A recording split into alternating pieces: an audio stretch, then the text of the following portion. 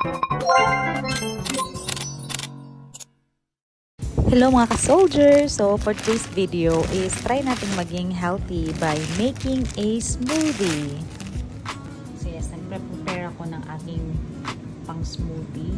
So eto, luya, ginger, pipino, cucumber, meron akong celery, tapos frozen na lang yung binili ko. Frozen fruits siya. Kasi froze ko din naman siya. Frozen. Ilalagay ko din naman siya sa freezer. Tapos ito, frozen berries. Yan. So, meron ng kale and then spinach. And lalagay ko siya ng konting lime. And then, yung water na gagamitin ko is apple juice or either yung mga Tropicana juices na lang para may lasa. Tapos ganito siya. Ipapack ko na siya per pack para diretso ko na siyang gawin o lagay sa blender like this. Yan. Para everyday, ready na siya, diba? Hindi na ako mag-effort. Mag-effort lang ako ng isang araw na mag-prepare. And then, lagay ko na lang siya dyan. And, ayun. Tingnan natin kung mapapanindigan ko. Kasi, kailangan ko talaga ng ganito. Kasi minsan pag yung grabe na yung duty, wala na akong time. Puro na akong unhealthy foods. Na parang wala na akong time para maging healthy. Para lang may alalay, diba? Sa makaboost din ang immune system. Lalo na itong luya. Yan. Yan talaga ang sekreto ng pag-burn ng mga calories at mga taba sa katawan. Kaya, i-go nyo talaga yan, guys. Yan. So, ayan. Ang ginagawa ko, ginaganito ko na siya. Para pag, ready na siya. I-blend. Tapos, pinaphrase ko na siya para lagyan ko pa ito ng kale at saka spinach. Tapos, ready na siya to be frozen. Good for 1 week. So, mga ka-soldiers, ito yung ginawa kong preparation ng pag-blend or yan. Yung first layer ko is mixed berries na frozen. Tapos, with ginger, mix na mga pineapple and something lang na to make it sweet. Tapos cucumber, celery, kale, and then spinach.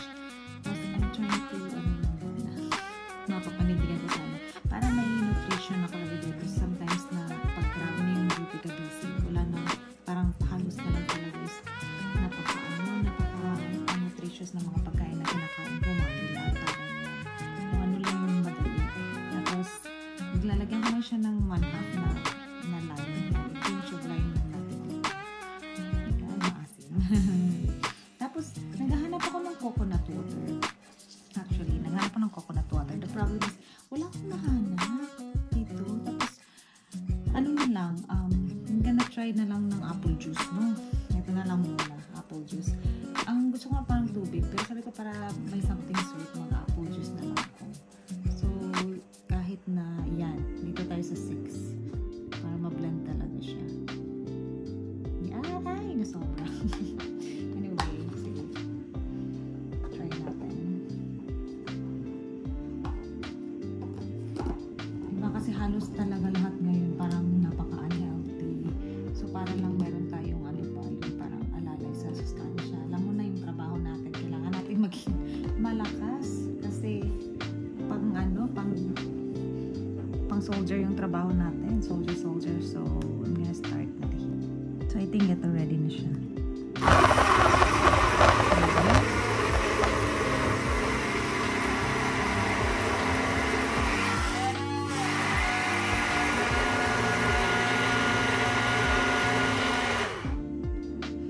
Yan na yung sa taas.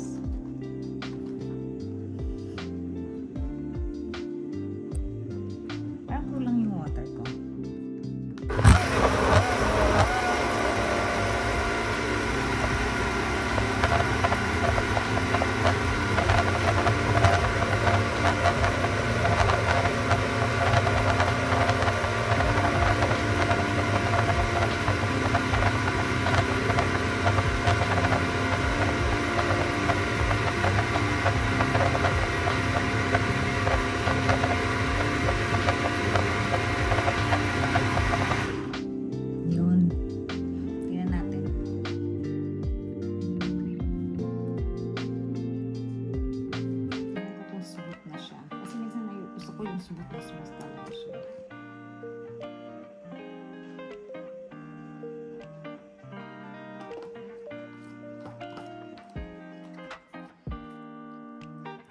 Smooth naman na, pero gusto ko pa ng isa pa.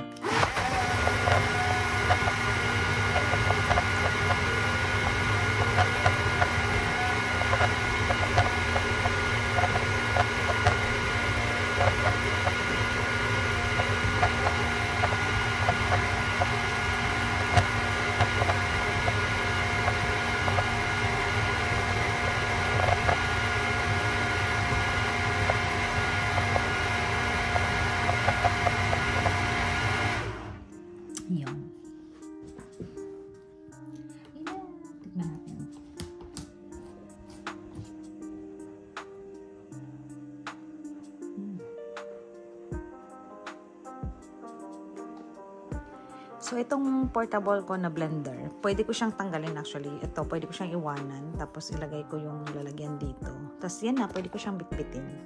Diba? Pero, okay na to dito. Kasi mas madali siyang hugasan pag may blade. Kasi i-blender mo lang siya. Masarap siya. Napaka ng luya. Which is, I like luya naman. Kaya talaga okay lang din sa akin. So, yeah. I-challenge ko ang sarili ko nito for kahit once a day or kahit na yung mga merienda time na lang, ito na lang yung gawin kong merienda kasi grabe talaga ako sa sweets, oh my god, grabe as in. So kailangan kong iwasan yun kasi nafe-feel ko na yung yung katawan ko ay medyo nanghina na, charot. Sabi ko, di ba, ipapang merienda ko siya. Kakain ko lang actually ng kanin. Pero nakaka-addict yung lasa niya, ang sarap. Kain ako inom ako ng inom. Masim na masarap. Promise. Try nyo guys. Promise. Sarap talaga siya. Or kakaiba lang yung panglasa ko. Pero yan ang malapit ko na maubos. Dapat pang pang merienda ko mamaya daw. Pero gawa na lang ko ulit pag kinulang ako. Guys, sige na. Gawa na kayo. Ayan, ready na ang aking pang-pack per day na smoothie. So, ilalagay ko lang sa fridge para maging frozen siya at mas masarap din kasi mas malamig pag hindi ko na kailangan magdagdag ng ice, diba? So, pag gawin ko siya, magdadagdag na ako ng lime at saka spinach. Hindi ko nilagay yung spinach para hindi siya malanta sa loob. Yeah. Try natin ito, guys. Right?